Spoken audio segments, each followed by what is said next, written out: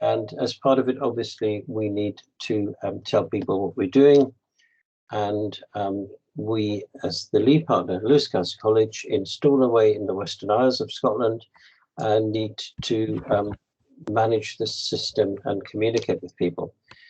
So these are the main people involved in the various aspects. And as part of quality improvement, we want to look at how it's cultivated, how we can use energy more efficiently, and how we can look at the waste and maybe not just dump it and do something useful with it, recycling, obviously. And these are the people that are mainly leading on these things. As part of the branding exercise, we want to also look at DNA testing and identification, and the University of Galway is very involved in that. And we want to look at the legal aspects as well, and the composition from a food point of view. And these are the people doing that. And once we've done the pilots, we obviously need to evaluate them. And all partners will be involved in that. So that's who we are, and that's what we're doing. And UDARAS are very important in disseminating the information, and that's why UDARAS have very kindly organized the seminars that we're doing, and this is number 2 in the series. We also are very interested in piloting the waste and recycling energy efficiency using renewable sources and looking at better ways of cultivation. So the outcome we expect is this brand of excellence, and the outputs will be a database of characteristics of seaweeds, and that's well underway, and also processes and products which SMEs can use, and better use of drying and processing, especially using renewables, and looking at best practice, and looking at regulation, and to have a number of these symposiums. This is what we're doing today, and we're trying to have a cluster at the end of the project of seaweed interest groups, companies, and so on, and improving the product and improving the marketing. So the outputs will be at least 10 enterprises benefiting, seminars, which we're doing today, 10 enterprises receiving support, and we're hoping they will introduce new products or processes, and that's what we're trying to do. So that's me. Thank you very much, and I will stop sharing the screen now, and I will hand over to the next speaker. Thank you very much. Andrew, thanks a million. And I will stop presenting, and that should be back to the main screen. Is that right? That's lovely. Thanks a million, Andrew Gurmaigat. So just an overview, I suppose, of the SW Grow project, and I suppose what our outputs are, and how what we hope to achieve. So and Héad Cantrella, so the next speaker is Casper Hanke. I hope I pronounced that right. And he's a senior research scientist for the Norwegian Institute of Water Research. And his talk is going to focus on the impact of cultivation on the ecosystem and give some results from the Kelpo project. So, Casper. Thanks a lot. Hi, my name is Casper Hanke, and I'm a senior researcher at NIVA, the Norwegian Institute for Water Research. I'm a marine biologist by training and sitting and living in Oslo. I am Danish by birth, but nevertheless here in Oslo. Did I succeed to share my presentation? Yeah. Yes. Yeah. Yes. Yeah. Okay. I can't see where that is myself, but that's okay. Thank you very much for the opportunity. It's a pleasure and to present. And so what I've been asked is to give a short presentation based on a large research research project we have had in Norway over the last 4 years called KELPRO, the Kelp Industrial Production, or Potential Impacts on Coastal Ecosystems. And here with the title saying the impact of cultivation on the ecosystems, presenting those core results. So I will mainly focus on the KELPRO results, and feel free to ask questions afterwards, I guess you said in the introduction. So at first, why I'd all spend time on environmental impacts? To me, that seems obvious if we look at this image, which is from a bay, Sangao Bay in China. And what you see here is fields of kelp cultivation covering large areas of the coast. All the small dots in the image are buoys, and between those are ropes, and on these ropes grow seaweeds. And you see boats here and there and some waterways where they travel in between.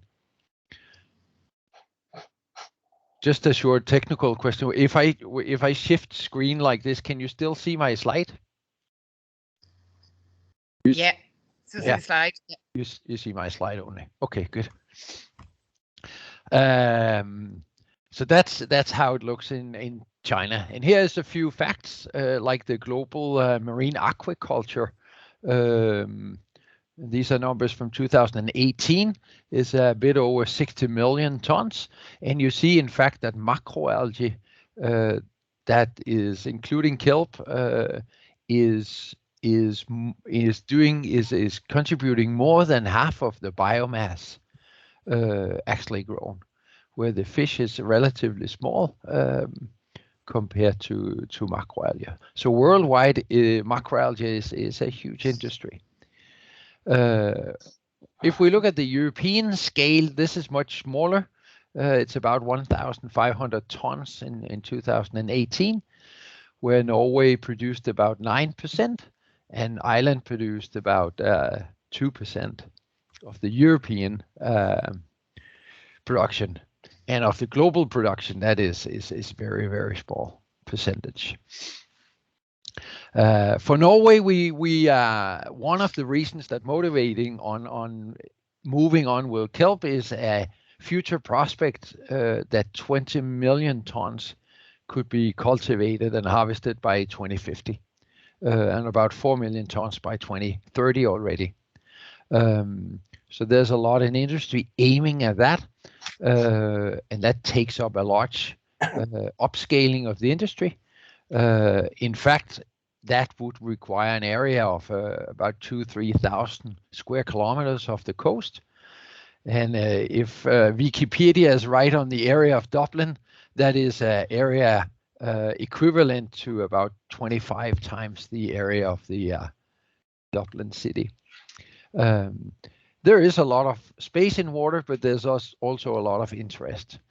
But most obviously, to me, the question on why spend time on the environmental impacts is it is so obvious that for Norway and for many European countries, this is a picture of how we would like it to look like, and not like China. And so we definitely need to follow the environmental impacts closely as the kelp industry grows. Now, how can we do that? And what can we do? And what sorry, and what have we done? In KELPRO, we had the aim to provide an integrated assessment of positive and negative impacts of industrial scale kelp farming on the marine ecosystem.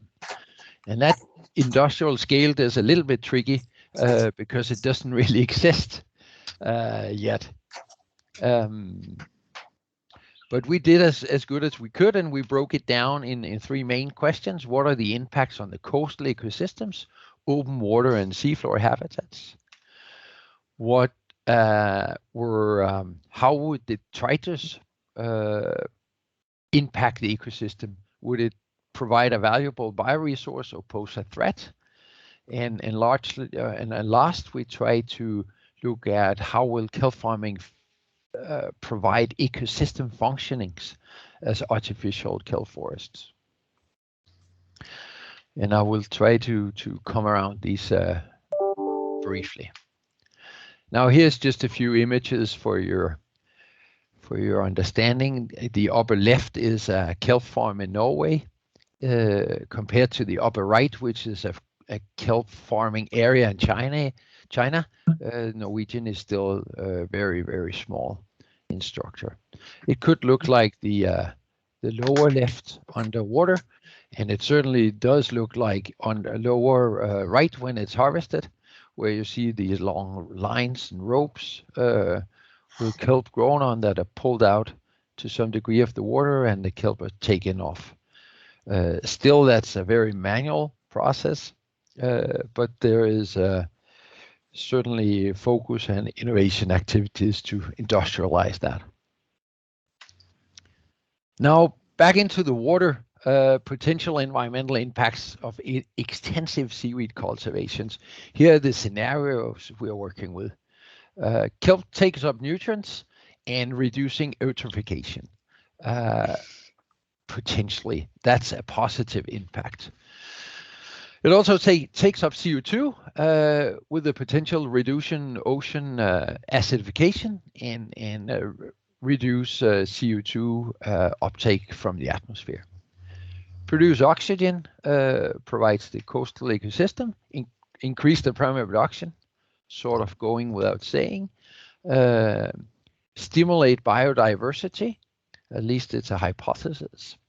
But the negative impacts are also important, and they are in some ways a bit around the same processes, but with a opposite sign. Besides this one, that reduced light availability is something that is discussed a lot in Norway, in fact, but we see it as a very small problem, as most of the kelp cultivation in Norway is off the a little bit off the coast, and the water is relatively deep. So this is only a concern where there is plants or vegetation at the seafloor. Depletion of nutrients, if they're limited, it's certainly a concern. Deposition of organic matter on the seafloor, and that could lead to poor environmental conditions. It could lead to oxygen deficiency on the seafloor, and it could change or negatively impact the biodiversity. Last, spreading of unwanted species and genetic material and diseases is a focus area. The last one here we didn't work a lot with in Kelppro. I would say we only touched upon it, in fact, but it's something that we are more focusing on now for the next project. Yeah, here's just a little animation that I threw in to give you an idea of how the project Kelppro has been running over the last 4 years.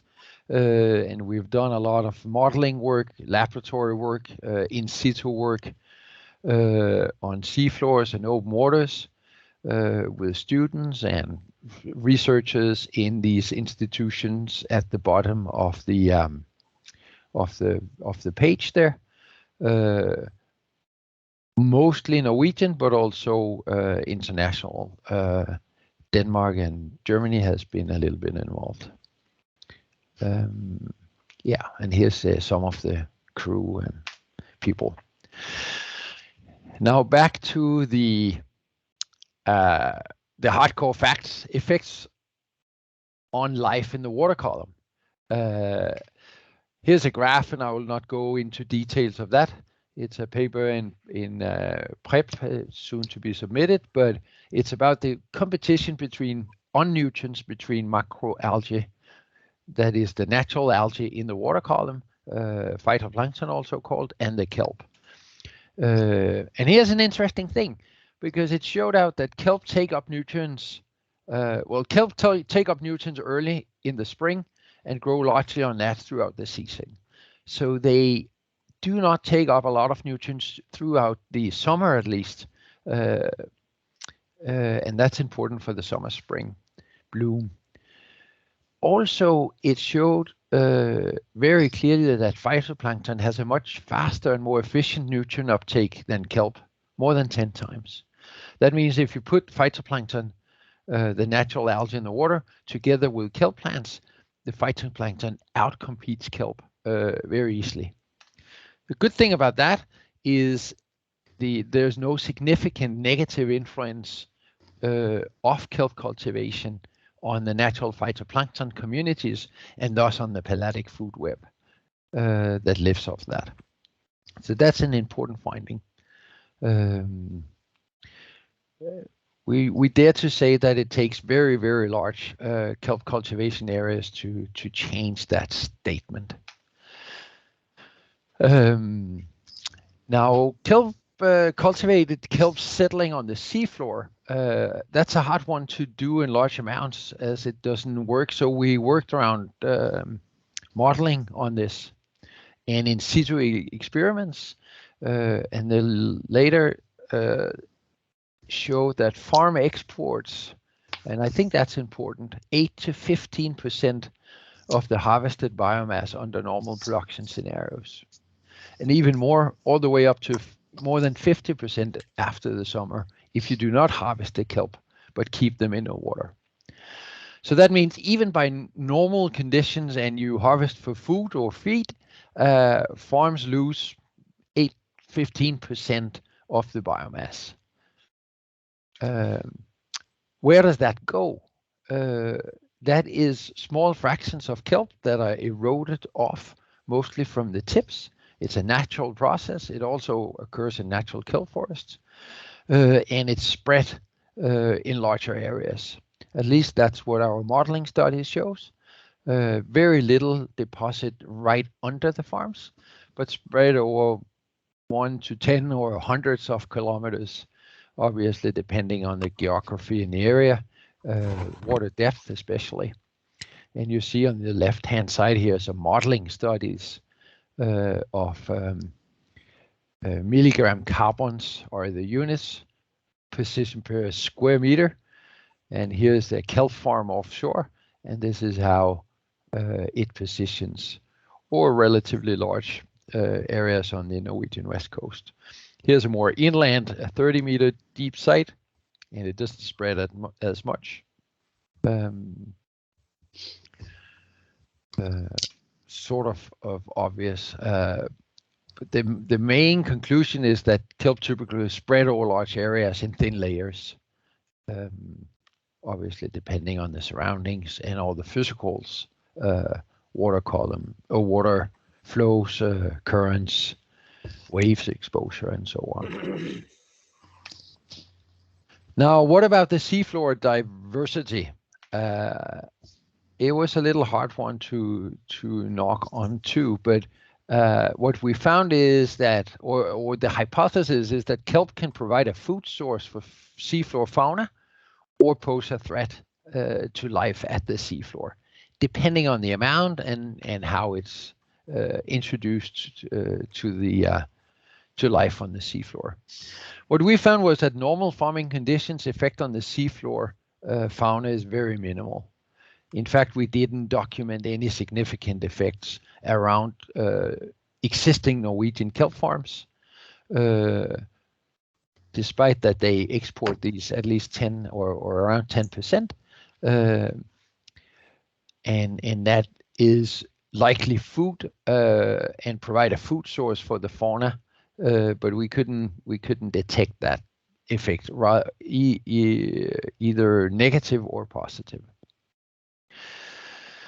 We also did some experiments on massive accumulations of kelp in the seafloor. What if the kelp farm collapse due to malfunctioning or storms or something?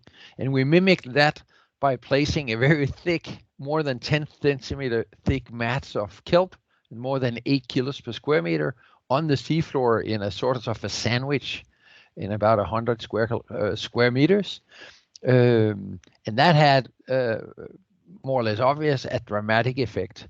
where we saw the biodiversity decreased significantly and very rapidly. The whole area became anoxic for a while, and there were very few species that took over and increased in numbers, in fact, and they were primary polychaetes that do very well under very low oxygen conditions. So we followed this over time, and that finding was sort of surprising.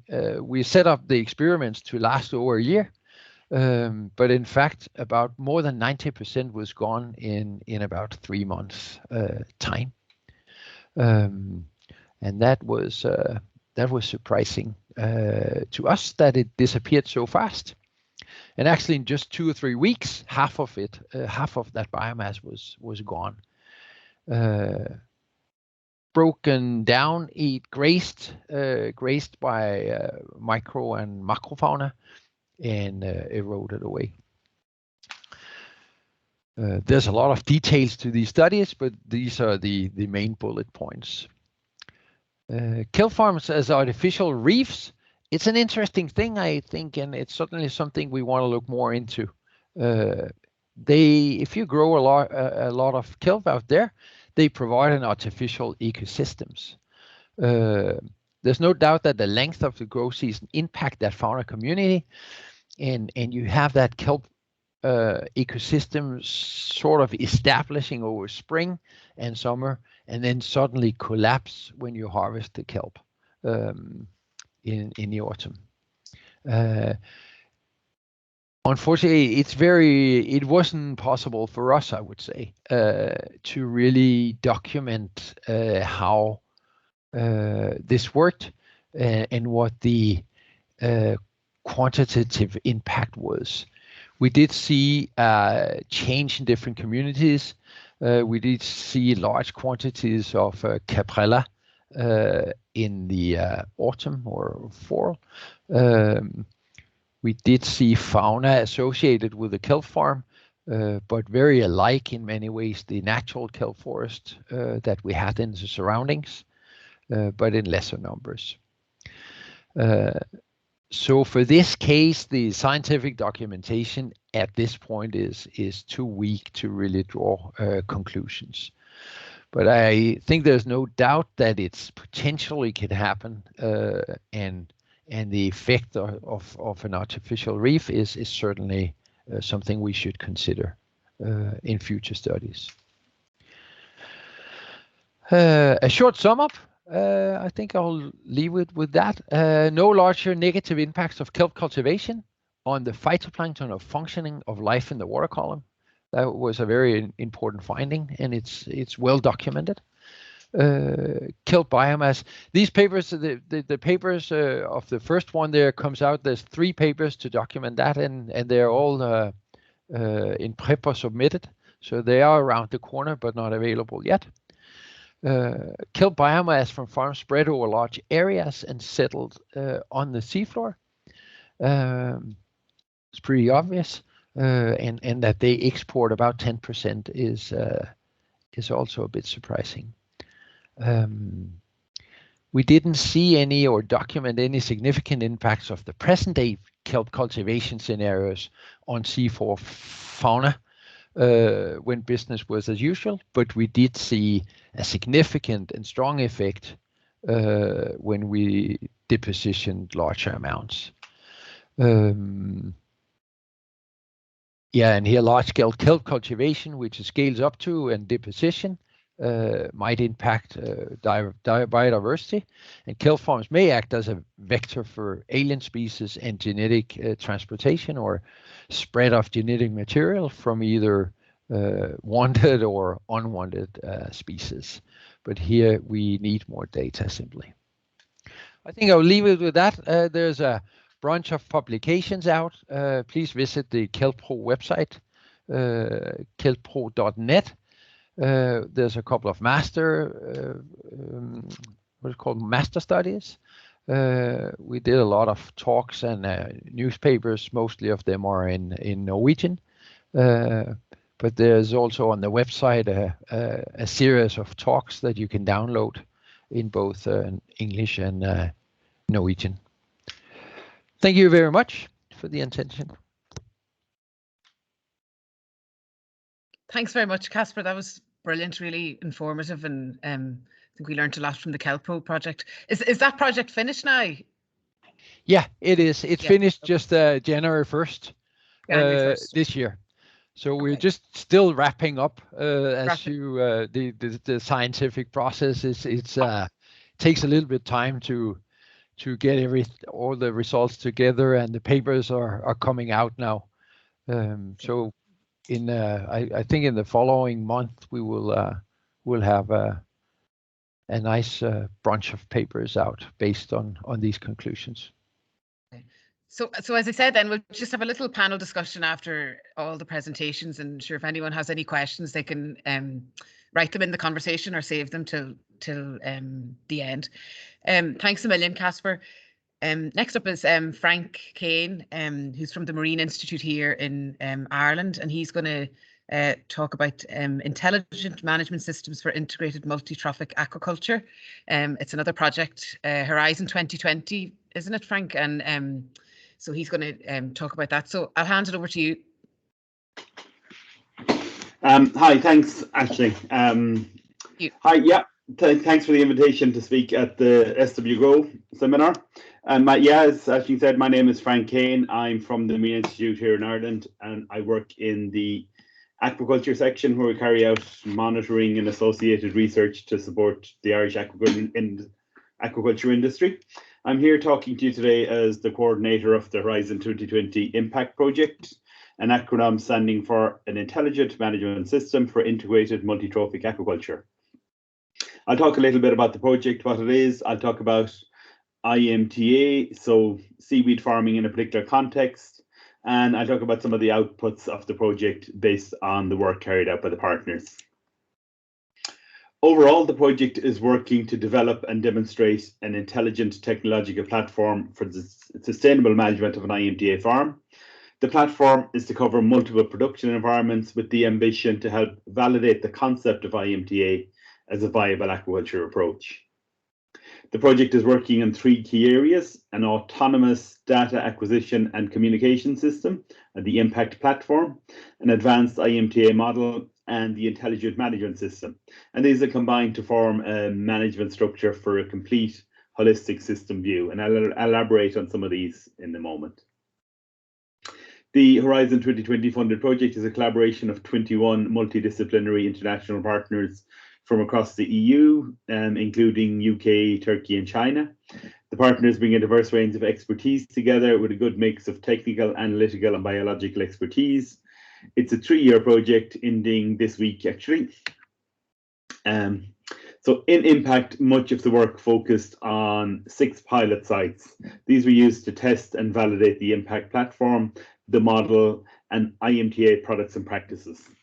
They were Sam's site in Oban in Scotland, looking at seaweed and low trophic species. We worked with the North Sea Farms offshore site in the Netherlands. They were looking at seaweed and mussels in an offshore context in a nutrient-rich environment. We worked with the Key Water Fisheries freshwater site here in Sligo, so they're looking at freshwater IMTA in a split pond system.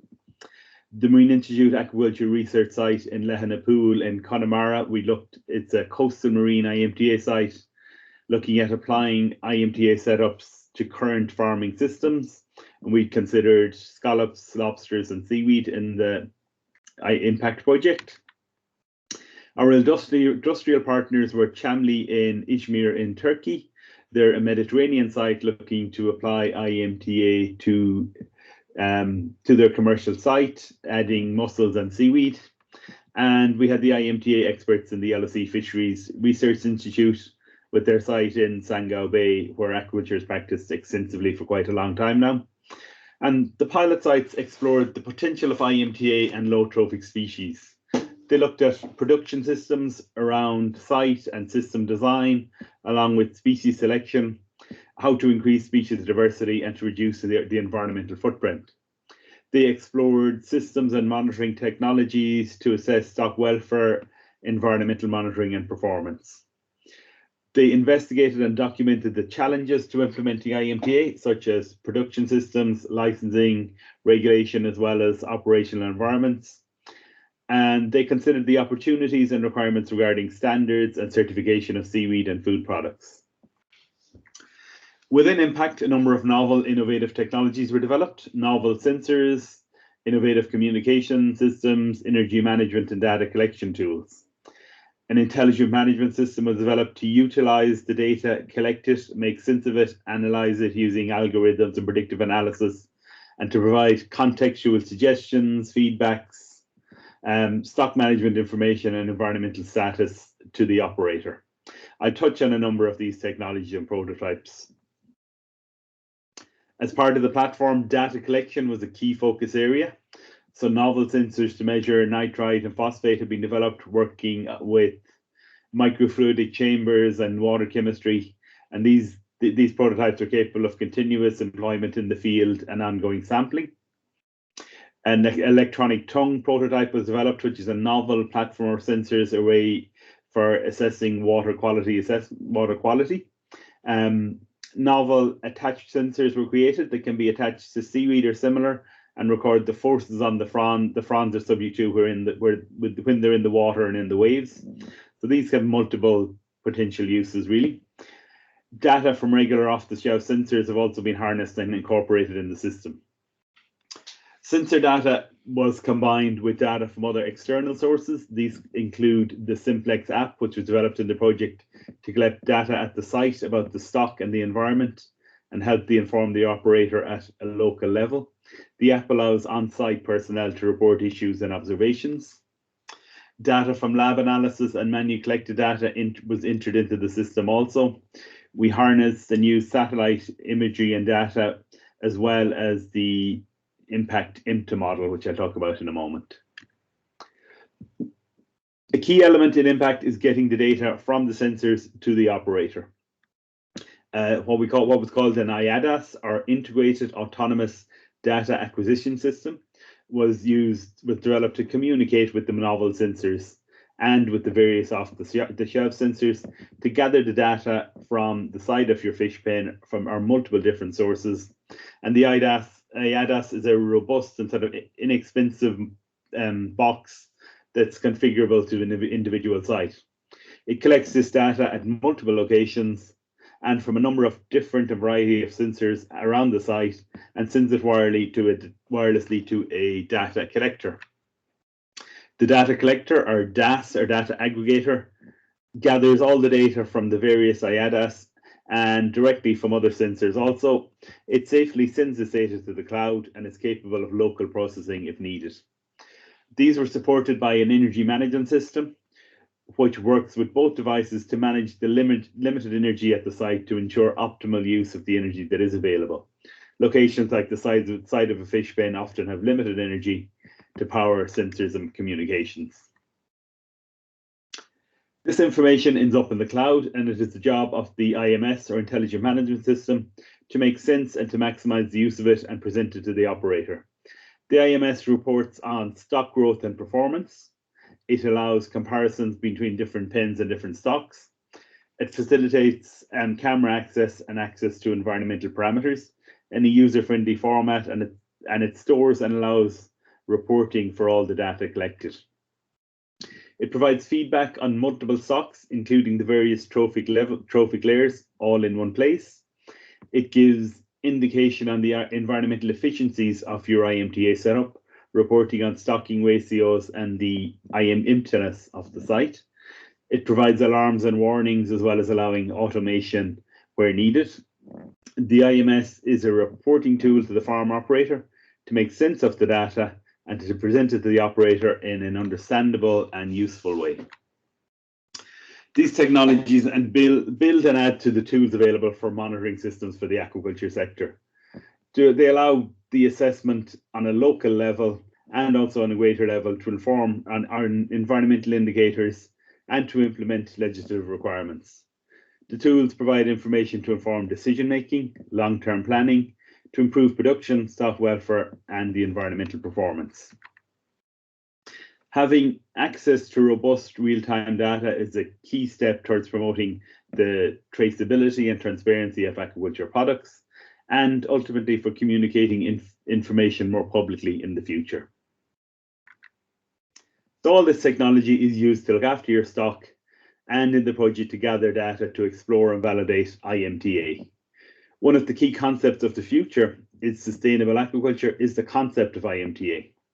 And with demands and requirements for more sustainable practices in all industries, and policies such as the EU Green Deal, which is urging all industries to decouple economic production from environmental harm, then change is needed. According to the WWF, current consumption levels are straining planetary boundaries, and shockingly, the resources of 2.8 planets would be absorbed if EU resource use were applied globally. So we urgently need to do something, and we need to do things that are more smartly, more efficiently, and more sustainably in all sectors, including aquaculture. IMTA is a potential tool to help with this decoupling. IMTA, or Imta, or Integrated Multi-Trophic Aquaculture, it's a term that's to describe a concept in aquaculture. It's not new as such. It's been historically practiced in China in the paddy fields with rice, fish, and invertebrates, and many other scenarios. But the modern version in Europe and the US has been talked about since the 90s. And the acronym IMTA was coined in 2004 by Thierry Chopin at a conference in Canada. Current aquaculture practices involve farming one species at one site. This single species farming is known as monoculture. And when you add other additional species to that farming site, it becomes polyculture. But IMTA is a specific type of polyculture. It requires growing two or more species, and for those species grown to be biologically complementary to each other in some way. IMTA is a concept in aquaculture rather than a formula, practice, or methodology. And within IMTA, there are sort of the three elements, the integrated, the multi-trophic, and the aquaculture. I'll briefly elaborate on each one. Aquaculture, as we know, is farming of aquatic organisms, intervention in the rearing process to enhance production, and we're all very familiar with different marine and freshwater aquaculture, fish, carp, salmon, shellfish, seaweed, and various structures, pins and long lines. The multi-trophic element, this means the species must come from different levels in the food chain so that the energy can pass between the different levels being farmed. Algae or plants are the primary producers, various shellfish as secondary layer, and fish are generally further up the chain. Then there is the integrated element, and this is the key element within the concept. The species farmed are linked to each other in some biological way, serving complementary functions within the ecosystem. The idea is, and we talked about earlier, is that the organic and inorganic waste from one species serves as nutritional input for other species. The waste is reused, and this reduces or eliminates the waste as it is now a useful byproduct or a co-product rather than a waste product. By taking the waste, which is currently a problem, and using that as a product, we are reducing the negative elements and using it to create positive outcomes in the process. We're also mimicking the natural cycles in the ocean, where animals and plants live in an everlasting circular ecosystem. The typical IMTA setup might look something like this. The fed fish are rearing, the rearing of fish in the water releases waste or nutrients into the surrounding water. The filter feeding layers, such as the mussels or scallops, are adjacent to the pen, and they're filtering out and feeding on the larger particulate matter or particles within the water column. The seaweed farmed absorb the minerals from the water. And the whole cycle is reducing the waste from the fish entering the environment. It is creating more biomass for the same area while reducing this impact. And it is creating a diversity of products for the farmer, reducing the risk and improving cash flow. In a more complex setup, invertebrates such as sea cucumbers, annelid worms, or others can be grown on the seabed, and these feed on the organic waste that falls. In the Impact project, we looked at growing juvenile lobsters for restocking. These restorative farming setups can be run safely and efficiently to reduce environmental impacts and to optimize the use of space. They provide product diversity on the farm and create alternative revenues for the operator. The species being farmed must be considered and complementary to each other, deriving benefits from the arrangement somehow, and the setup should be advantageous in general to both the environment and to the farm. In Impact, an IMTA model was developed to run a set of scenarios estimating the benefit of IMTA in the setup of a farm. In terms of seafood production and the environmental impact, they are used to distill. This model was used to sort of distill a generically applicable model blueprint that can be used by others as a template. The model demonstrates the different responses of and interactions between IMTA farm components and their footprint on the environment in different nutrient situations. Our model was tested in the North Sea, a nutrient-rich environment, and in the Mediterranean, a relatively nutrient-poor environment. The model can be used to get an indication of the yield with the different IMTA configurations, to find the optimal stocking density and spatial configurations, and to provide evidence of the limited environmental impacts to regulators, and provide evidence and quantification of the additional ecosystem services offered by IMTA. It can be used to gain insights into responsible level of fed and extractive aquaculture in an ecosystem, and to assess different IMTA setups and scenarios. Looking at the sustainability of IMTA, Impact carried out a number of different assessments. They're published on the websites and in different places. The results are far too detailed for me to cover here, but I've distilled out a few little bits. The environmental impact looked at the life cycle assessment and eco-efficiency models, suggesting that eutrophication could be reduced during the ongoing of monoculture by the introduction of extractive species or by adding an IMTA setup. The infrastructure of the site will also be used more efficiently in this setup. Ecosystem services assessment showed that the added value of IMTA systems in terms of providing ecosystem services in comparison with monoculture conditions. This is mainly around greater biomass produced, bioremediation, filtration, and sequestering. The life cycle assessment analysis studies revealed that IMTA systems are environmentally attractive as the impact caused by reduction of biomass can be reduced by having IMTA sites. IMTA production systems have been demonstrated to contribute to circularity in terms of nutrient cycling. IMTA systems provide security to a farm in fluctuating markets by having more than one species. A socioeconomic assessment and cost-effective analysis revealed the positive prospects of IMTA systems through collaborative actions.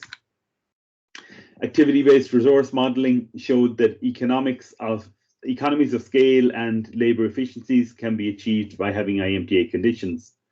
Results show that IMTA works better on larger setups where production volumes can have greater effect. And all these benefits depend on well-planned IMTA systems with the right setup, planned correctly for the chosen site. With good planning, IMTA offers good potential for more sustainable aquaculture models.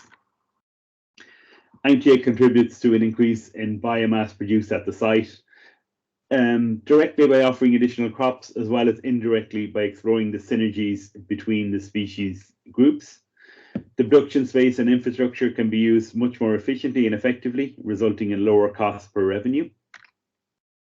One of the key points is seaweed can act as an important remediation of fish waste in the environment.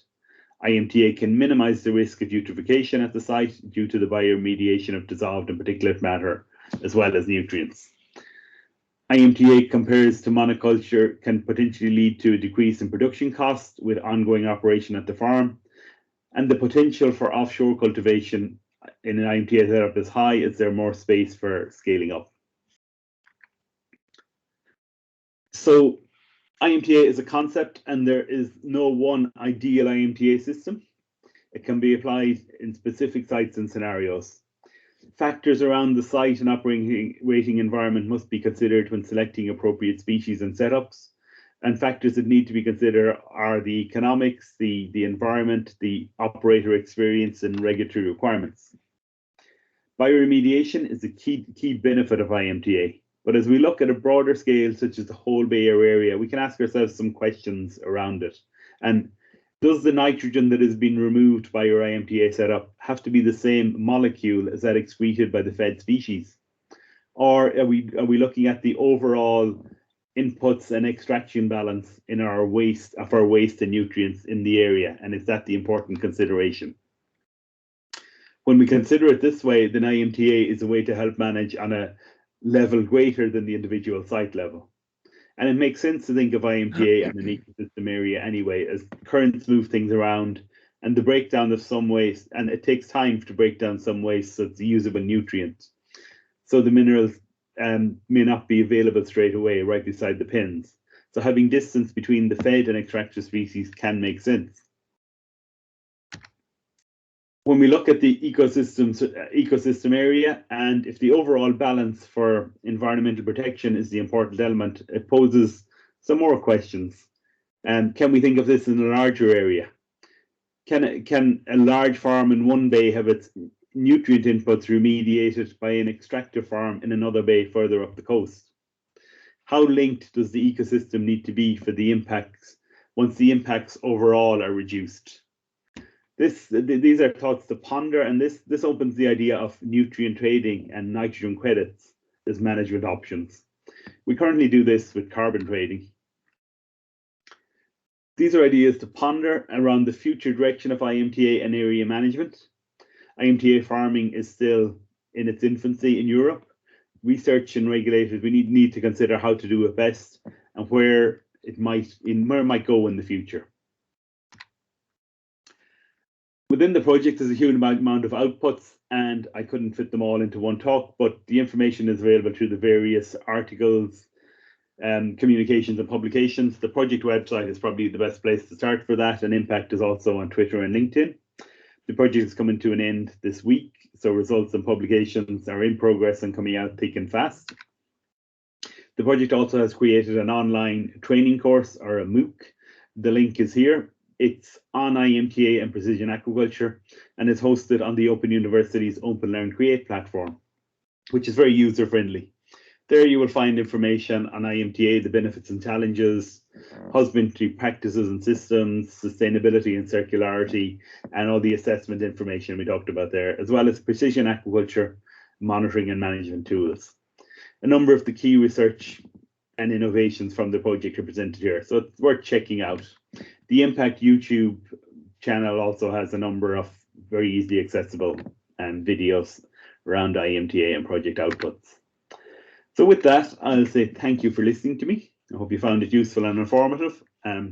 Feel free to get in touch if you have any questions. Thank you. Frank, thanks very much. That was really interesting. Are there many people farming in IMTA in Ireland, or is it a completely new concept? Or it's a completely new concept. Right. Yeah. Okay. There are people looking into the idea of it. Okay. As I said, we'll save the questions till the end of our last speaker. So our last speaker is Dr. Stefan Krahn. He's the Chief Scientific Officer at the Seaweed Company, and he's going to give us some insights into seaweed cultivation in Asia and maybe upscaling from a business perspective. So Stefan, I'll hand it over to you. Thank you very much, Aisling, and thank you for inviting me as well. Just seen some very interesting talks, I must say, and I definitely have some questions, but I'll save them for the end. Indeed. So let's see if I can share this now. Here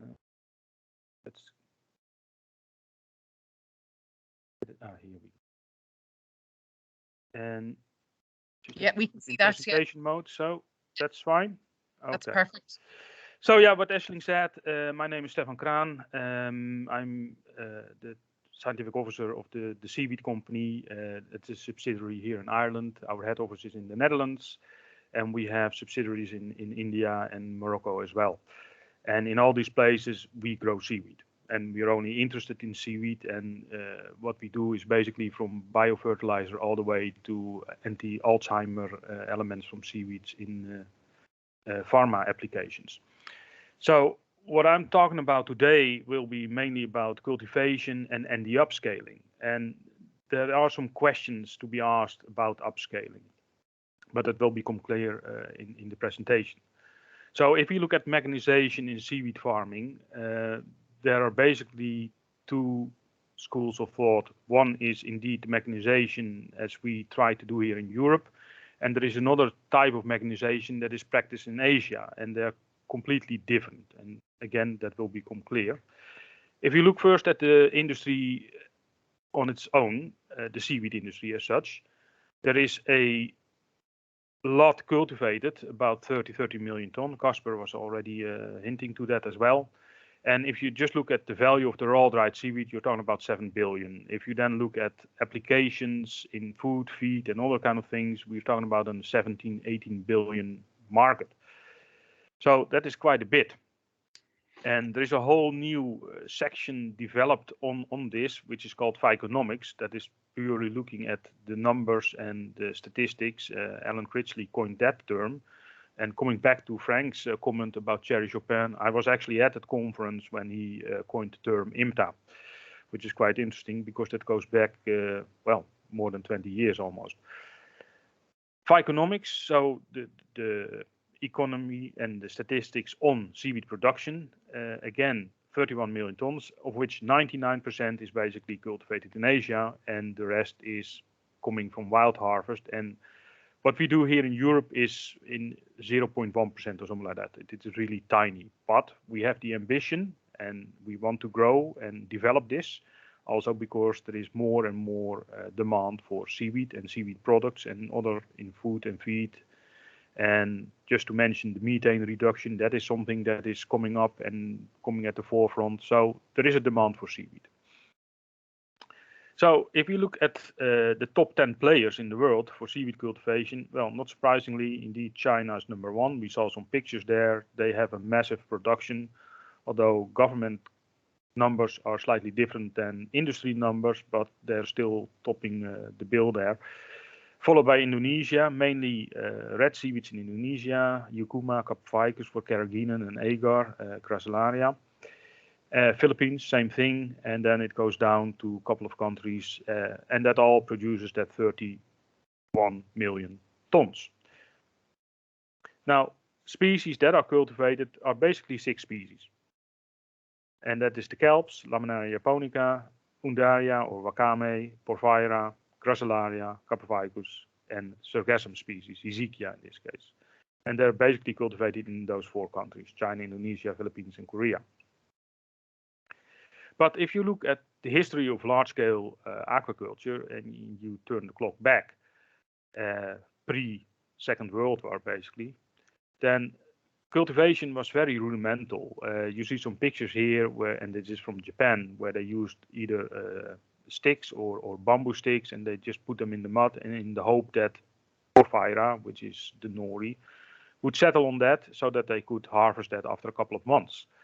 And that was how the industry was for a very long time. It's only with Kathleen Drew Baker that you see here in the picture when she discovered the life cycle of Porphyra and how that worked with the second phase, conchophallus phase, which is tetrasporophyte, boring into oyster shells where it would settle and then produce conchospores. That opened up the industry and also opened up mass cultivation of this species. This lady actually has her own statue in Japan, and every year there are offerings for her because she made it possible for Japan to start this mass cultivation. The same thing is valid or is true for Laminaria. When we discovered how that worked in the life cycle, and there's some other species there as well, then this mass cultivation started to develop. But mass cultivation doesn't mean necessarily mechanization. Because if you look at mechanization, and especially this nori industry, because that is the most developed, there are basically 8 steps in this, where wild harvest material is collected, it is fertile when it's collected, it produces spores, and then you get the following steps. And if you basically lay that out in pictures, it starts on the left with the conchophallus phase in the spore and in the oyster shells that are cultivated in big warehouses under certain conditions to make that fertile. Once it's fertile, they can put it in very shallow basins, and then the first step of mechanization is actually visible, which you can see here on the right. These are these huge spools or drums with the nets taped around it, and it slowly turns around in these basins where fertile spores from the conchophallus phase will be released and stick to the net. Once that is happening, then you can either dry out the net and then transfer it to the sea or to the ocean and put it in the water. You can also store it by -20 degrees, which also allows the farmers to actually stretch the growing season, which is quite handy. But that is one step of mechanization. Again, putting out the nets and turning the nets and all this kind of stuff is very still hands-on. The next step of mechanization is actually the harvesting.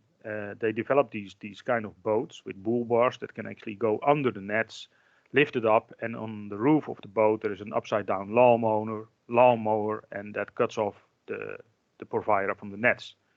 Now, there is different variations on that, but that is another step of mechanization, but still pretty much hands-on. For kelp, we've seen that. It's practiced here in Ireland, small scale. We know how to do that, how to release spores, and with that we can start to look at, well, upscaling.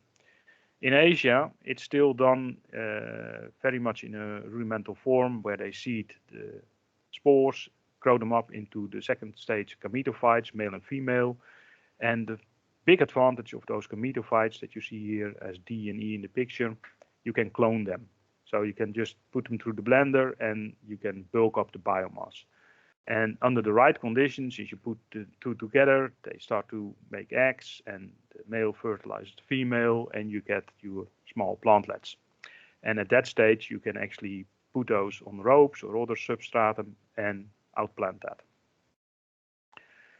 Here you see again the kind of process, and this is still very much hands-on, because you have to collect wild material, get the fertile patches, release the spores, grow up the spores into gametophytes, or direct seed the spores onto a rope or other material. There's different routes there to take, but very much hands-on.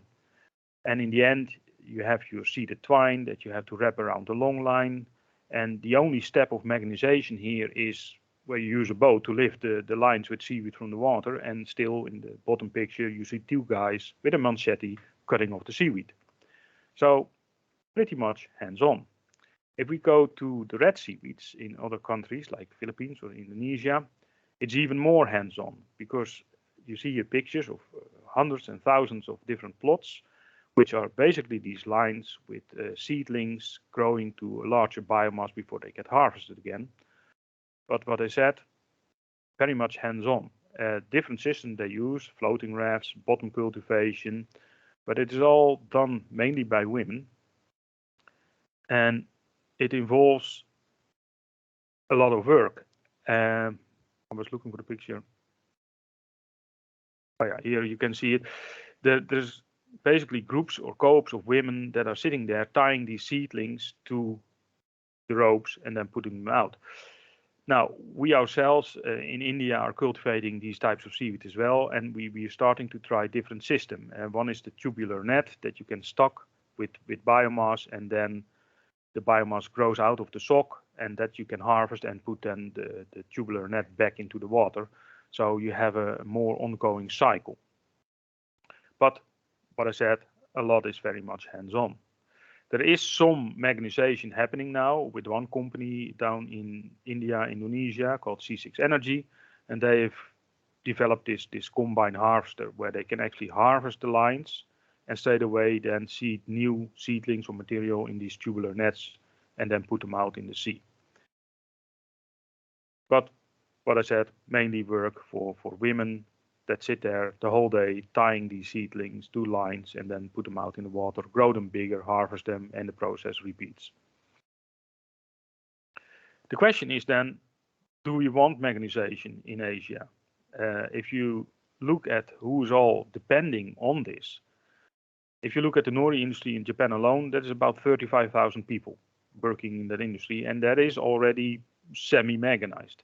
If you look at the Philippines, for example, or Indonesia, there is much more families depending on this. Now, for instance, if you start to mechanize this, are you taking away all these jobs? So are you destroying the social cohesion, the infrastructure? Because a lot of people are depending on this. So that is a question you can ask yourself.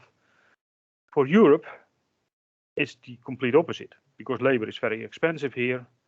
And we definitely need to mechanize. But if you want to mechanize, it is the capex, so the cost for your mechanization, which can be any kind of development in harvesting equipment, seeding equipment, versus the cost for your raw material.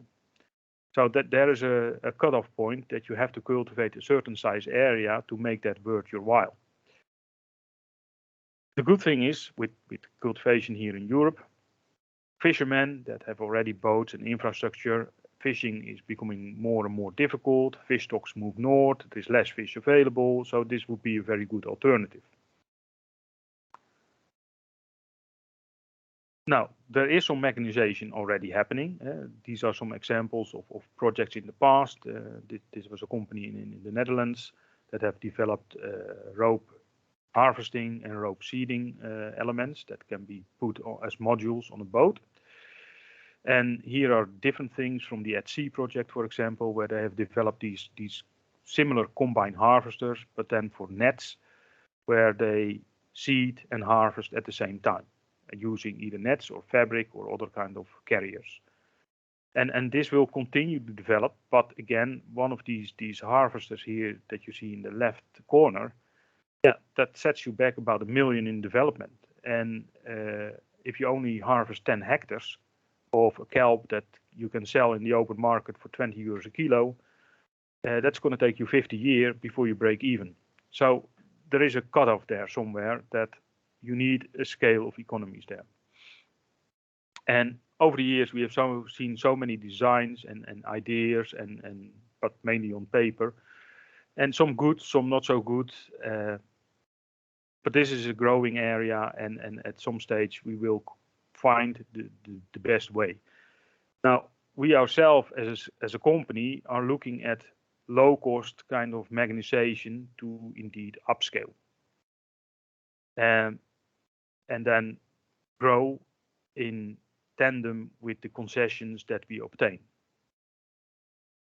So the one thing we have done over the last 2 years is developing automatic seeders as well and automatic harvesters. And this is for one of the farms we have, where we have now developed a net seeding machine, and where we can do a net of 100 meters by 3 meters wide in 8 minutes straight. And that for us is mechanization, because it takes away the whole twine seeding and the spools and the wrapping around long lines. This goes indeed much quicker. We also have direct seeding of fertile gametophytes and sporophytes on rope. That's a different system that we have tried as well, with some success. And what you see here is, it's again very rudimental, but it takes away the hand kind of seeding jobs, where you seed the gametophytes or fertile gametophytes and sporophytes on the rope, you glue them in, and then they are wound around the spool. The spools are transported to the ocean, and there they are laid out. And that is how it shows in a kind of a nutshell. And how does that look around harvesting time? Well, a bit like this, where we have these nets in the bay, and we then take them out. And that brings us to another big issue in upscaling. We developed a kind of a net seeding, of a net harvesting machine as well, to take the kelp off. But the biggest issue is drying. And if we have the weather, which doesn't happen too often in Ireland, we have a field here with 2 trees, and we can just bring across one long line and dry it in the wind in about 6 hours. That's brilliant, but that only happens a couple of weeks in the year that you can do that in Ireland. The other way is drying containers with dehumidifiers, but again, small volume. So if you really want to scale up and start producing hundreds of tons, we need some kind of solution for this. And I think this is the biggest hurdle, biggest stumbling block at the moment to upscale and mechanize seaweed. So to end this story, discussion is basically about the pros and the cons of this. For Asia, definitely I wouldn't go down mechanization, because a lot of people are depending on that for their livelihood. In the Western world, definitely. But again, you have to look at where is your cutoff point. How much can you mechanize and put money in that with the concessions to grow this. So there is definitely a place for this.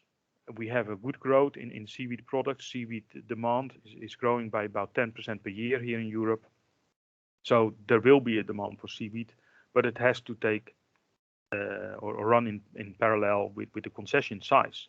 And that brings it back to licensing and the EU and everything around that. And that is another, well, not specifically stumbling block, but it's something that has to be sorted. And that's where I would like to leave it. Well, thank you very much for your attention. And I think we can start with the questions, Aisling. Thanks very much, Stefan. That was really interesting. Just one of the questions came in there just about the presentations, and I'm happy to email them on to everyone who's here today, if that's okay. So I'm just going to introduce you to Dr. Ronan from the NUIG. He's a partner with us here on the SW Grow, and he's agreed to sort of chair the panel discussion and the questions. So, hello, Ronan. Yeah, hello. Hello. Yeah, thank you, Aisling. I think there will be a lot of questions anyway. It was really interesting talks. So thank you to the speakers.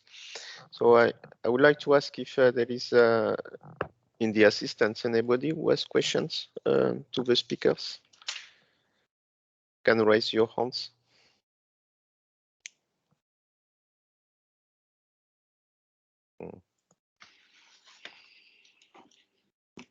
Okay. Okay. So the assistant is Stefan. Okay. Yeah. So let's start first. Stefan, do you have a question? Yeah, I have several questions. First of all, for Casper, very interesting to hear and also nice to get it confirmed that there is very little impact from kelp farming. A couple of things were kind of obvious for me and open doors, but it's always good to see that it's also now on paper and that we can use that as basically evidence to show, okay, it's fine. But if I look at the west coast of Ireland, one of the biomass resource surveys we did a long time ago with the Marine Institute, actually, there is about 10 million tons of kelp. And every storm, you have about 150,000 tons that washes up on the beach. And if you compare that with kelp farming, especially where we stand at the moment, I mean, what's the point? You see, it really has to scale up to well, at least 50 to 100 square kilometer before we start to see any effect on that. So could you give an opinion on that, Casper? Yeah. And thanks for an interesting talk yourself. Certainly, but if you talk about the impact of the biomass that sits on the seafloor and potentially wash up on the beach or interact with the seafloor community, I think you're right, and it's very important for sure to consider what is the background signal or what are the environmental conditions where we grow these seaweeds. But there will be many places in the world where they want to grow or potentially could grow seaweeds where there is not a natural kelp forest, and there it could have a big impact. So that's part of the question or answer. And the other is you only say you look at that quantity